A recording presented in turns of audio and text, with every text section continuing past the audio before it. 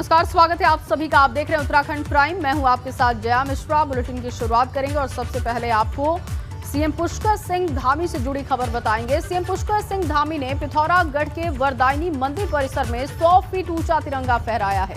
इस मौके पर सीएम धामी ने कहा कि पिथौरागढ़ देवभूमि और वीरों की भूमि है और तिरंगा देशभक्ति बढ़ाने के साथ हमारी एकता अखंडता का भी प्रतीक है। मुख्यमंत्री ने कहा कि तिरंगा युवाओं में देशभक्ति को बढ़ाने का काम करेगा। देखिए, एक्सक्लूसिव तस्वीरें आपको दिखा रहे हैं। सीएम धामी ने 100 फीट ऊंचा तिरंगा फहराया है। वरदायनी मंदिर परिसर में ये तिरंगा फहराया गया। सीएम ने कहा कि युवाओं में जोश भरने का काम तिरंगा करता है, राष्ट्रभक्ति का संदेश देता है और इसी वजह से 100 फीट ऊंचा तिरंगा लहराया गया। हमारी देशभक्ति को बढ़ाने के लिए, हमारे इस क्षेत्र के सभी नौजवानों की प्रेरणा के लिए और भारत की एकता अखंडता के लिए जरूरी है, इसलिए सबके मानस पटल पर है, सबकी स्मृति में रहे, इसलिए तिरंगा लगाया गया। और वैसे भी ये पिथौरागढ़ वीर भूमि है और यहाँ से हमेशा वीरों का उदय हुआ है, तो निश्चित रूप से तिरंगा हमेशा हमारी आन बान शान को मजबूत करने का काम करेगा। इसके साथ ही सीएम पुष्कर सिंह धामी अपने पैतृक गांव भी पहुंचे, जहां सीएम धामी ने अपने इष्ट देव मंदिर में पहुंचकर पूजा अर्चना की। इस दौरान सीएम के परिवार के लोग भी मौजूद रहे और ये एक्सक्लूसिव तस्वीरें आप देख रहे हैं। इष्ट देवता के पूजन अर्चन के लिए सीएम जब पहुंचे, परिवार के लोग भी मौजूद रहे। कलश यात्रा भी यहां पर निकाली गई। तो तस्वीरें उस वक्त की आपको दिखा रहे हैं जब सीएम पुष्कर सिंह धामी अपने पैतृक गांव पहुंचे, इष्ट देवता की पूजा अर्चना की। इस मौके पर परिवार के लोग भी मौजूद थे, गांव वाले भी मौजूद थे और कलश यात्रा भी यहां से निकाली गई। योगेश पाठक मेरे सहयोगी मौजूद हैं फोन लाइन पर। योगेश, अपने पैतृक गांव भी सीएम पहुंचे, वहां पर इष्ट देवता की पूजा अर्चना भी की। इसके अलावा सीएम का क्या कार्यक्रम अब तक रहा और इसके आगे क्या कार्यक्रम है सीएम का? देखिए जया, मैं बताना चाहूँगा, पुष्कर धामी मुख्यमंत्री पिथौरागढ़ से बाई रोड अपने गांव पैतृक गांव हड़कोला आए हैं और यहाँ पे अपने इष्ट देवता के मंदिर में अभी पूजा अर्चना वो कर रहे हैं और गांव वालों में काफी अपार हर्ष है, खुशी है और गांव के अलावा अन्य गांव के लोग भी यहाँ पे मौजूद है और उनको अपने बीच में आकर कि एक छोटे से गांव का अभी उत्तराखंड का मुख्यमंत्री है और अपने चौमुखी विकास की उनको अपेक्षा है यहाँ पे लग रही। इसके बाद पूजा समाप्त होने के बाद यहाँ पे चौपर से पुष्कर सिंह धामी घिटियाड़ जाएंगे और वहाँ पे एक महोत्सव चल रहा है, उसमें शामिल होंगे और फिर देर रात्रि फिर वापस अपने पैतृक गाँव हड़कोला में आएंगे, जहाँ पे रात्रि विश्राम करेंगे और रात को भी यहाँ पे पूजा अर्चना का कार्यक्रम होगा। और कल सुबह चौपर के द्वारा जोगुड़ा एसएसबी कैंप हेलीपैड पे सीएम उतरेंगे और वहां से जल भी मिलेगा, उद्घाटन करने के बाद वापस जाएंगे। बहुत शुक्रिया आपका तमाम जानकारी के लिए।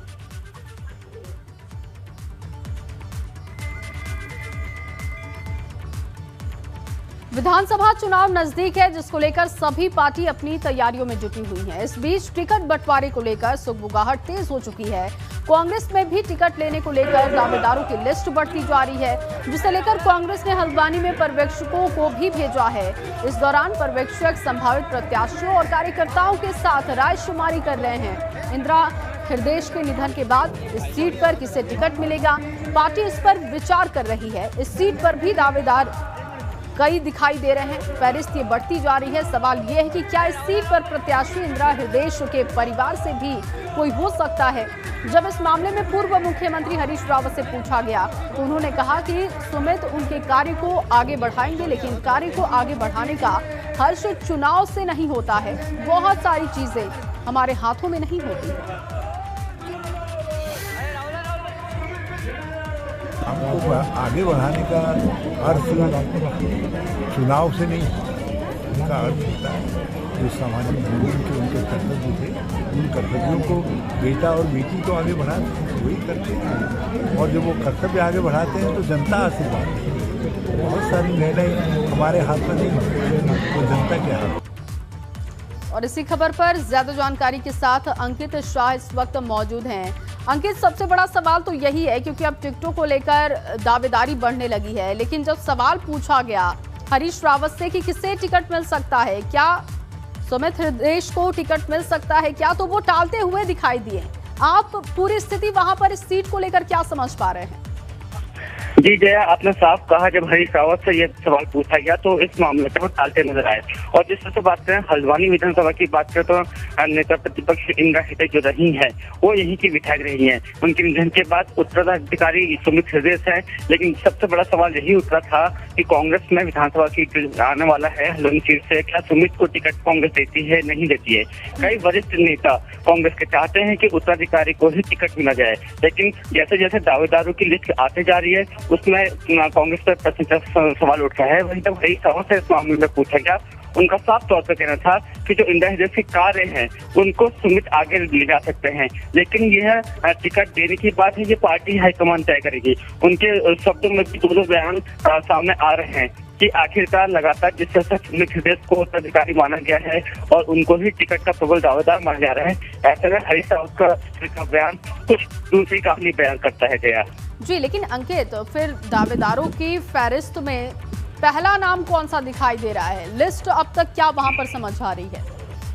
देखिए, अगर हल्द्वानी विधानसभा की बात करें, कांग्रेस की बात करें तो कांग्रेस के अंदर अभी भी सुमित हृदय को लेकर प्रबल दावेदारी में नंबर 1 पे माना जाता है।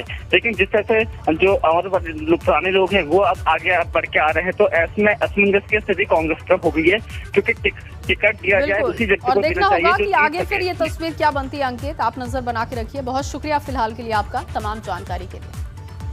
और चलिए इस बीच आपको एक और बड़ी जानकारी दे। उत्तराखंड दौरे पर राज्यसभा सांसद अनिल बलूनी 2 बजे हरिद्वार पहुंचेंगे और कल अपने गांव नकोट में इगास पर्व मनाएंगे अनिल बलूनी।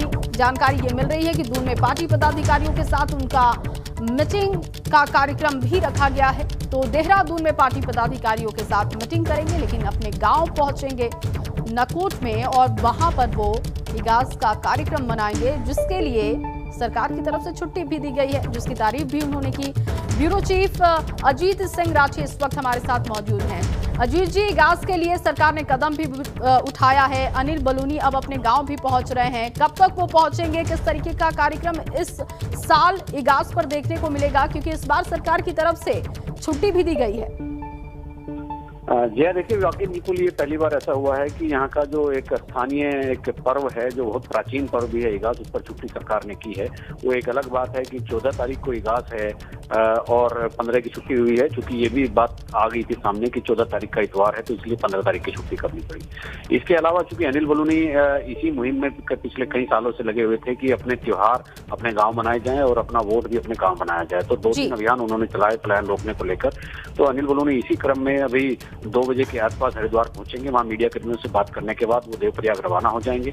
उसके बाद कल सुबह वो अपने गांव देवप्रयाग से पौड़ी में उनका गांव पड़ता है नकोट, तो वो वहां जाएंगे। दिन भर वो पूरा अपना पर्व मनाने के बाद शाम को देहरादून लौट आएंगे।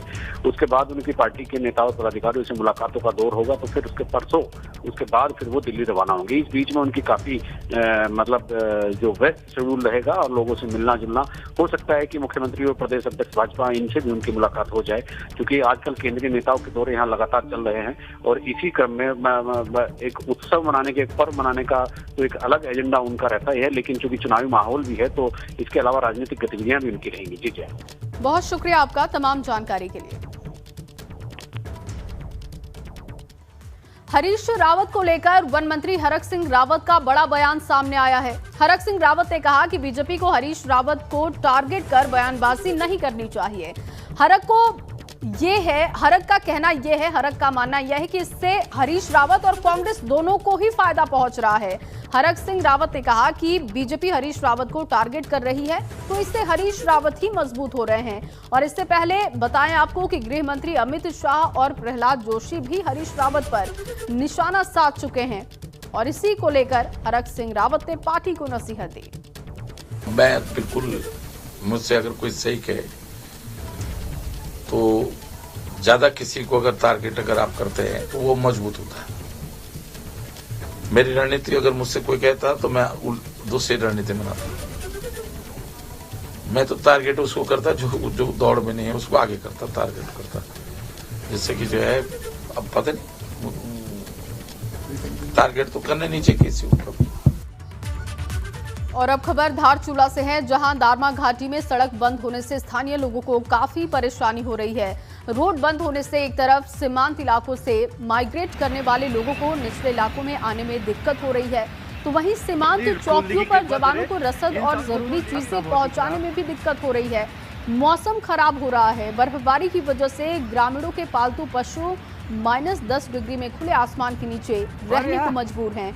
ग्रामीणों ने प्रशासन से सड़क को खोलने की गुहार भी लगाई है, ताकि वो अपने मवेशियों को लेकर निचले इलाकों में सुरक्षित स्थानों पर पहुंच पाए। ये 2 तस्वीरें आप देख रहे हैं। सीमांत क्षेत्र की सड़कें बंद है, जिसकी वजह से लोग बीच रास्ते में परेशान हो रहे हैं। ग्रामीणों को परेशानी हो रही है, मवेशियों को परेशानी हो रही है। सड़कें बंद हैं लगातार बर्फबारी होने की वजह से, और लोग सरकार से गुहार लगा रहे हैं कि इन सड़कों को खोला जाए किसी भी तरीके से, ताकि वो मवेशियों को लेकर निचले इलाकों में पहुंच पाए सुरक्षित जगहों पर। लेकिन इस वक्त सबसे ज़्यादा परेशानी इंसानों के साथ साथ जानवरों को भी हो रही है, जिसकी 2 तस्वीरें आपकी टीवी स्क्रीन पर।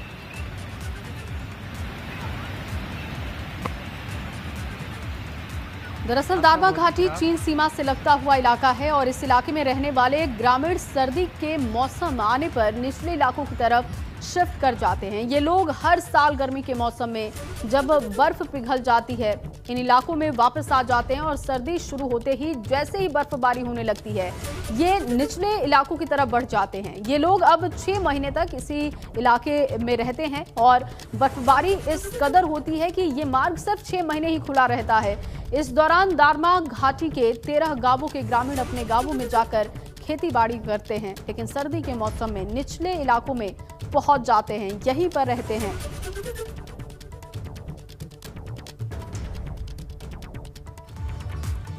उधर गन्ना मंत्री स्वामी यतीश्वरानंद को यमुना कॉलोनी में अपना सरकारी आवास मिल चुका है। गन्ना मंत्री को यमुना कॉलोनी में R7 आवास दिया गया है, और इससे पहले ये आवास परिवहन मंत्री रहे यशपाल आर्य के पास था, मगर यशपाल आर्य के कांग्रेस में शामिल होने के बाद उन्होंने ये आवास खाली कर दिया है। मगर अब इस आवास को गन्ना मंत्री स्वामी यतीश्वरानंद को दे दिया गया, और इससे पहले यतीश्वरानंद आवास नंबर A4 में रह रहे थे।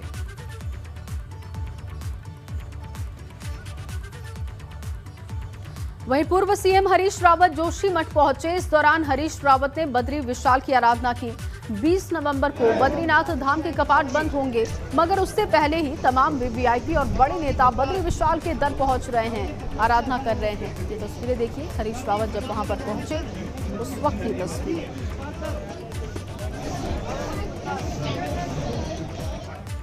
सीधे बड़ी खबर का रुख करेंगे। देहरादून से आपको बड़ी जानकारी दे, कांग्रेस के गांव-गांव कांग्रेस अभियान की शुरुआत होने जा रही है, और आज से 3 दिनों तक गांव में रात्रि विश्राम करेंगे कांग्रेस के नेता। न्याय पंचायत स्तर पर रात्रि विश्राम का कार्यक्रम होगा। इसी दौरान वोट बैंक मजबूत करने का काम कांग्रेस करेगी।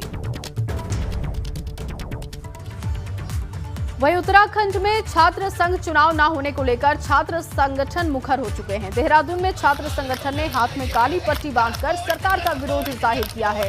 इस दौरान एबीवीपी को छोड़कर सभी छात्र संगठनों ने गांधी पार्क पर विरोध प्रदर्शन किया। छात्रों ने आरोप लगाया कि सरकार कॉलेजों में छात्र संघ चुनाव नहीं कराना चाहती, जबकि राजनीतिक पार्टियां विधानसभा चुनावों की तैयारी में जुटी हुई है।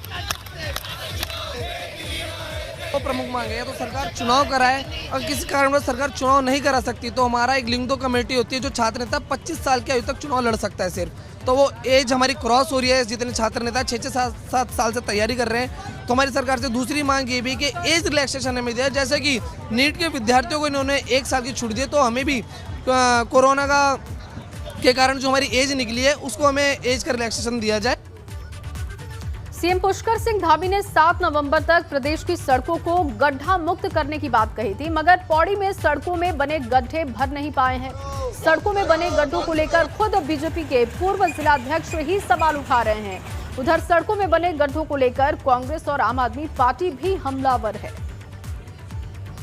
मुख्यमंत्री जी का आदेश तो था कि 7 तारीख तक कर दिया जाए, लेकिन यहाँ 7 तारीख तक यहाँ अभी तक तो यहाँ किसी के दर्शन हुए नहीं है। गड्ढों की जो हालत है, सड़क की जो हालत है, गड्ढों में सड़क है, सड़क में गड्ढा है, ये तो आप स्वयं देख ही रहे हैं। तो इसकी हालत तो बहुत बुरी है। इसमें कभी भी कोई दुर्घटना हो सकती है। इतने बड़े बड़े गड्ढे सड़क के बीच में पड़े हुए हैं। घोषणाएं करते करते इन्होंने 3 मुख्यमंत्री बदल दिए। धरातल पे कोई काम नहीं हुआ है। गड्ढों की हालत आप लोग देख रहे हैं, आप भी उन्हीं सड़कों से चल रहे हैं, हम भी उन्हीं सड़कों से चल रहे हैं, पूरी जनता उन्हीं सड़कों से चल रही है। गड्ढे जस के तस हैं और मैं आपसे दावा ये एहसास दिलाता हूँ आप लोगों को, वादा करता हूँ आप लोगों से कि कांग्रेस की सरकार आएगी, ये गड्ढे भी भरेंगे और ये सड़कों में पूरी पेंटिंग का कार्य भी होगा।